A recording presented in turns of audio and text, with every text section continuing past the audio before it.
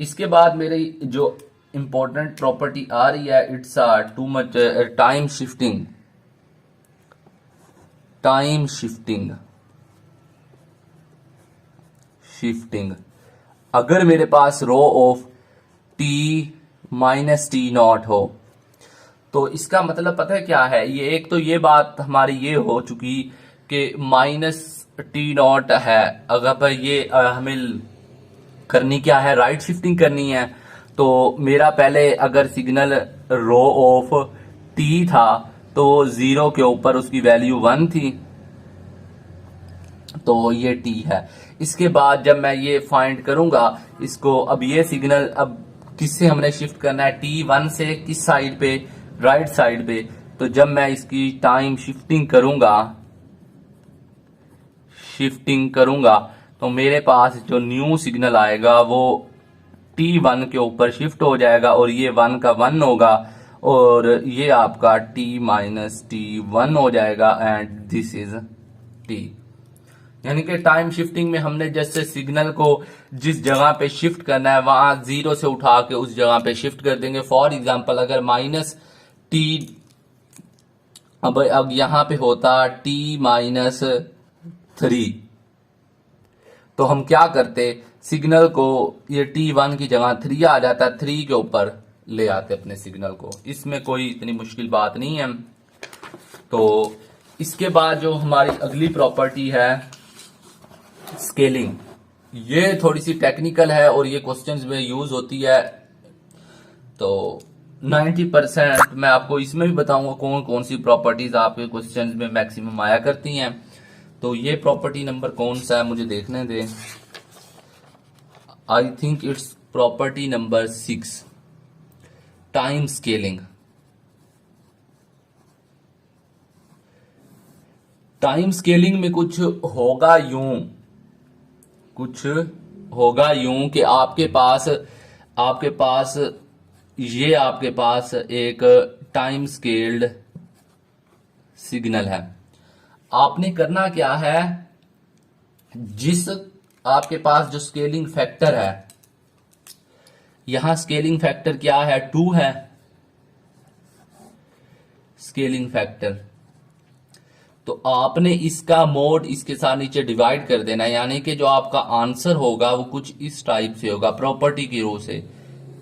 जो आपका उसका मोड नीचे एंड रो ऑफ टी आपका बाहर आ जाएगा। तो ये हो जाएगा 1/2 into unit impulse signal. You can see that.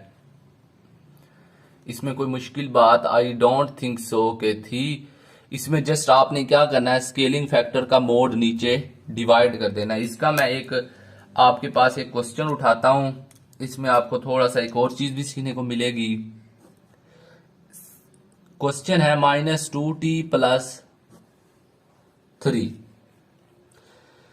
यहां पे मैं अपना एक बात करता हूं कि बहुत से लोग पता है क्या करेंगे, -2t से डायरेक्टली क्या, मोस्टली 90% लोग यूं करेंगे कि ठीक है यहाँ पे स्केलिंग -2 से हो रही है तो -2 का जो मोड है वो नीचे आप ले आए और हमेरा सिग्नल t + 3 हो जाएगा। मोस्टली पीपल इसी तरह की कोई सीन करेंगे, ठीक है। वो कहेंगे 1/2 इंटू रो t + 3 आंसर होगा, पर ये आंसर गलत है। मैं अब आपको बताता हूं, हम हमेशा टाइम स्केलिंग t के रेफरेंस से करते हैं। तो अब ये देखें, अब ये -2 यहां मल्टीप्लाइड है। अब ये भी हो सकता है कि ये अब मेरे पास लास्ट सिग्नल आया ना, तो ये भी हो सकता है कि जो -2t है ये 3 के साथ भी किसी तरह मल्टीप्लाई हो। तो इसका मतलब है कि मुझे -2 को पहले कॉमन लेना पड़ेगा। तो अब ये क्या बन जाएगा, t-1.5। अब ये कैसे हुआ है, 3 अगर आपने यहां से -2 कॉमन लेना है तो यहां 2 से मल्टीप्लाई भी करें, 2 से डिवाइड भी करें। जो मल्टीप्लाई वाला होगा आप कॉमन निकाल लें, डिवाइड वाला 3/2 हो जाएगा।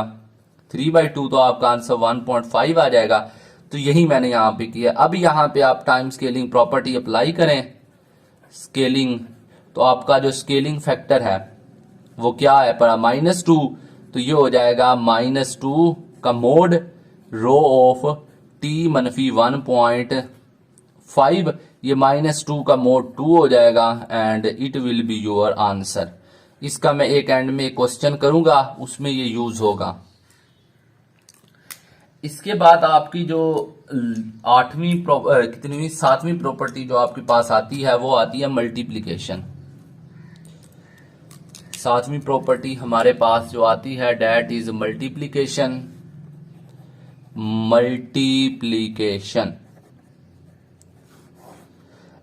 इसमें होता कुछ यूं है कि आपके पास दो सिग्नल मल्टीप्लाई होते हैं। एक सिग्नल कुछ भी हो सकता है और एक सिग्नल आपका यूनिट इंपल्स सिग्नल होता है। यानी कि मेरे पास एक सिग्नल क्या है, x ऑफ t है, दूसरा मेरे पास क्या है, यूनिट इंपल्स सिग्नल है t मनफी t1। ये t1 कुछ भी हो सकता है, 1 हो सकता है, 0 1 2, यानी कि इंपल्स यहाँ पे शिफ्ट है। अगर 0 है तो रो t आप खाली भी लिख सकते हैं। तो इसका जो आंसर आएगा वो कुछ इस टाइप से होगा, x into t1 rho into t मनफी t1। सॉरी, ये रो को आप डेल्टा भी पढ़ सकते हैं। अगर प्रोनाउंसिएशन में कोई इशू आ जाए तो आप इसको आप डेल्टा ही समझ लें, या मैं यूनिट इंपल्स कर रहा हूं इसको। मेरी प्रोनाउंसिएशन में भी गलत हो सकती है क्योंकि मैं भी आपकी तरह एक स्टूडेंट हूं, तो आई थिंक मेरी प्रोनाउंसिएशन इसकी बुरी ही है, पर मैं लिख सही रहा हूं, आप परेशान ना हो। तो इसके बाद इस प्रॉपर्टी को ये लगी कैसे है इसके ऊपर, ये आपके पास है for example x of t आपके पास इस टाइप का है, x ऑफ t, तो इसकी वैल्यू है a0, ठीक है। इसके बाद जो आपके पास यूनिट इंपल्स सिग्नल है वो t1 के ऊपर है और इसकी वैल्यू है 1। यूनिट इंपल्स सिग्नल t1 के ऊपर मौजूद है राइट शिफ्टेडली। तो अब अगर आप इसको देखें, अब मैं इन दोनों को आपस में मल्टीप्लाई करना चाहता हूं, तो मुझे सिर्फ एक इंस्टेंट के ऊपर आंसर मिलेगा, वो होगा t1। ये देखें, क्योंकि इधर भी 0 इधर भी 0, x of t multiplied by rho t, इधर इंस्टेंट्स के अलावा हर जगह आंसर 0 मिलेगा। मुझे सिर्फ एक जगह आंसर मिलेगा जहां पे a0 मल्टीप्लाइड बाय 1 हो जाएगा, वो होगा सिर्फ t1, तो a0। तो ये मेरे पास x of t dot rho into delta into t मनफी t1।